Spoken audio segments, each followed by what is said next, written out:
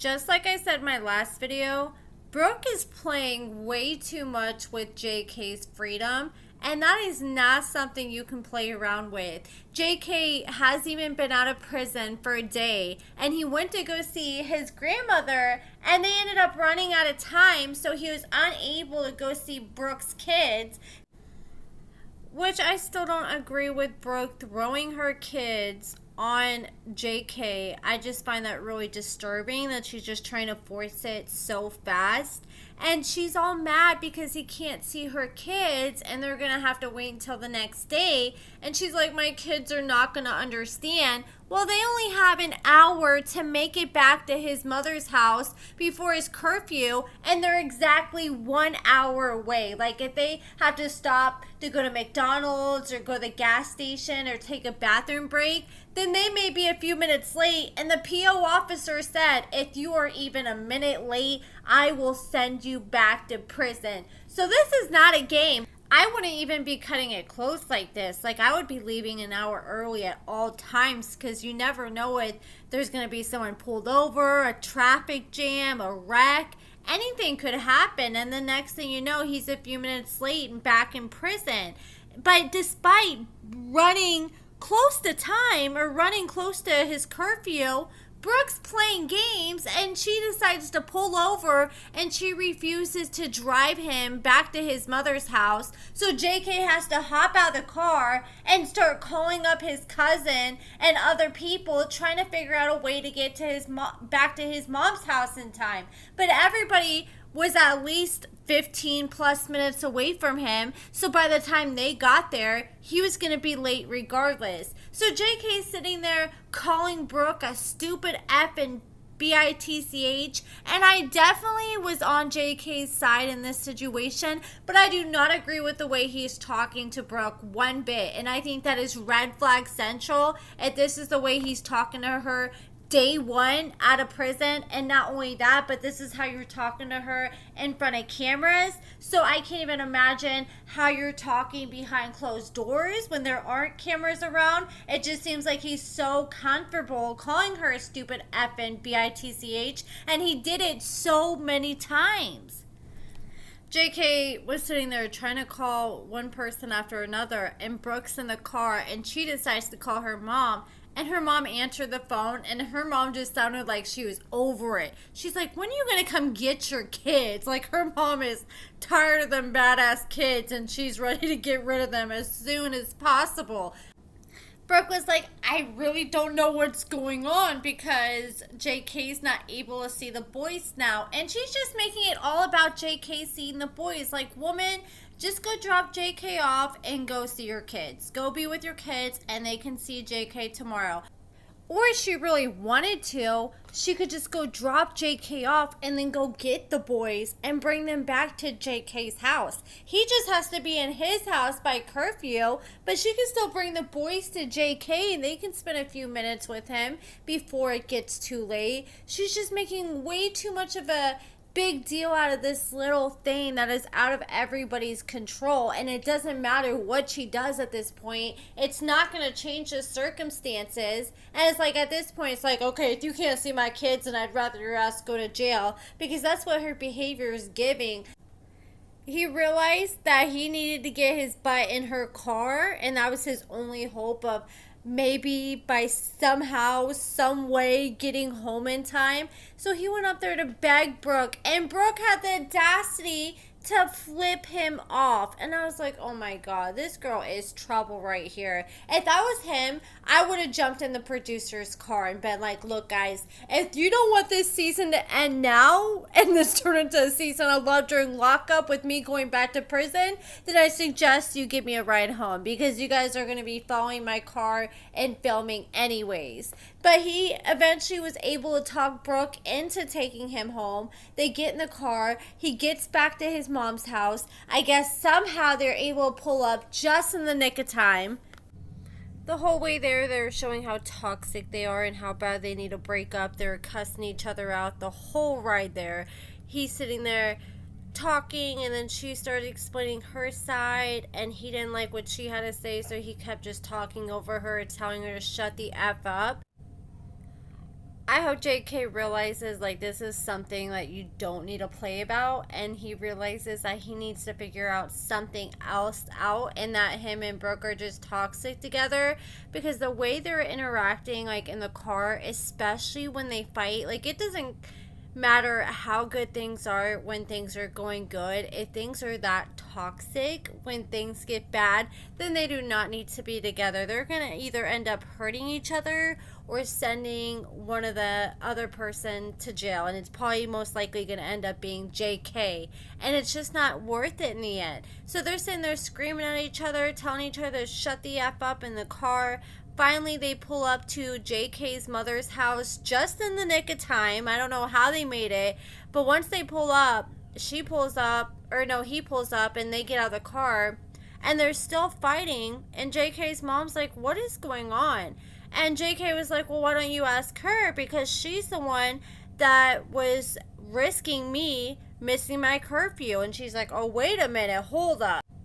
Brooke said, well, he made this promise that he was going to see my boys, and he did not follow through, and he's supposed to be a man of his word. You can't expect a man who just got done serving all these years in prison for felonies to be a man of his word the first day out. She has way too high of expectations for JK, and she needs to learn to be a little flexible, especially with the position that JK's in. She has to understand, like, look, she may not be able to have her son see him the first day, but he's going to be able to see them the next day, or they may even be able to see JK tonight. She just goes and gets her boys. Like, she can just drop JK off, go and get the boys, come back, and they can have the little family party all together as one big happy family.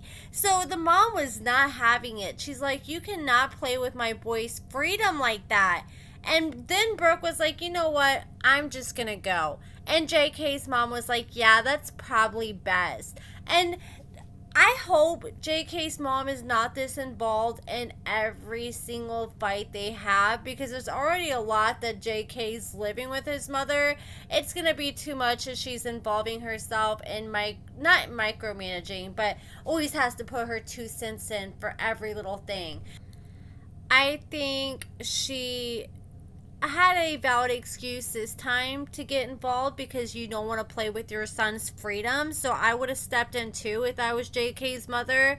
But at the same time, she also has to give them their own space to work things out. And I do like how she called out JK for calling Brooke a effing bitch, because even he was doing it in front of his mama. It's like, boy, you're comfortable doing this in front of anybody and everybody. And even the mom was like, look, I raised you better than that, son. You better not call her that again. And so Brooke was like, I'm about to leave. I'm going to go. And we heard her say about 10 times this episode she's going to leave, but she's still there. And I think the mom is starting to stress out, because she's like, man, this girl is just trying to throw her kids on my son way too early. And you can tell that JK is not ready or equipped for this role to be a father the first day out of prison. I think that's why a lot of guys get afraid to date single mothers, because they're scared that the moms are just going to throw their kids on them or force them into the daddy role really fast. And I feel like that's exactly what Brooke is doing here. She's a prime example of what you don't want to be like. And so JK was somehow able to talk Brooke into staying after she threatened to leave. And after she agreed to stay, JK's stepdad took her to the side, and he took her in the backyard, and he's like, look, I know you're talking about having babies, but I don't think it's a good idea right now. I mean, they can't even argue without her calling her an effing bitch. The last thing they need to do is have a child, and have a child learn those behaviors, and have the child grow up thinking it's okay to talk to his girlfriend like that. So Brooke was like, well, you know, I want to have kids. We've talked about it. He says he's going to be a good father. And JK's stepdad was like, look, just listen to me. You need time to prove that this relationship's gonna work. You guys don't know each other, and I'm telling you now, you may be annoyed with me right now, but I promise you if things go south, you're gonna look back and you're gonna thank me. And I bet you $100 that's exactly what Brooke is doing today.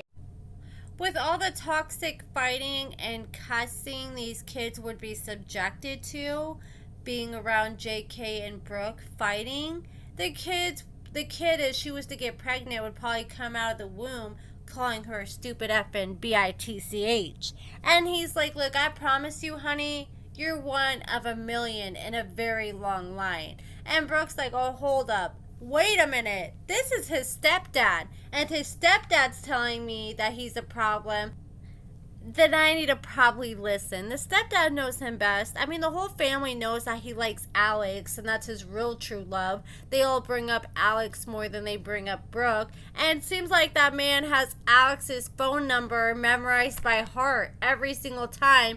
He doesn't even have to like look up her contact info or look up her phone number. He just starts dialing it because he's called it so many damn times at this point. Then JK goes to the front yard and his cousin Coleman shows up, and they're just talking about how JK and his whole prison release has been and life since after prison. And then suddenly Brooke walks up and she's like, hey, I want to see your phone. And I'll give it to JK. He didn't hesitate at all. So I'm sure that he's probably been covering his tracks pretty well, as he just was so confident to hand over his phone. But I think he thought, okay, maybe she's just going to make a quick phone call. Maybe her phone died. But no, she took the phone, she ran inside with it, and she took like a good little 30 minutes going through his phone. And she's going through his phone and she's getting all sorts of pissed off because she's finding messages where he was flirting with girls. She found out that he was still following and friends with Alex on social media, even though he's promised her in the past that he unfriended her. So she took it upon herself to go through his accounts and block Alex and block a few other girls. And she called him out on it. She's like, okay, you tell me you love me, but you're telling all these other girls you're interested in them too. So which one is it? And you told me that you unfriended Alex, but Alex is still on your friends. And he's like, honestly, I have no idea. And I wonder, like, what is he doing, like, when he's calling Alex all these times? Is he deleting it every time he calls her? Or does he have, like, Alex saved under somebody else? Like, I wouldn't be shocked if he has, like, Alex saved under, like, a guy's name, so he thinks that he's so Brooke thinks he's, like, texting with one of his homies, when in reality it's Alex. But that's pretty much it, guys. Let me know what you guys think about this toxic ass couple in the comments below. Give this video a thumbs up, subscribe, and thank you so much for watching.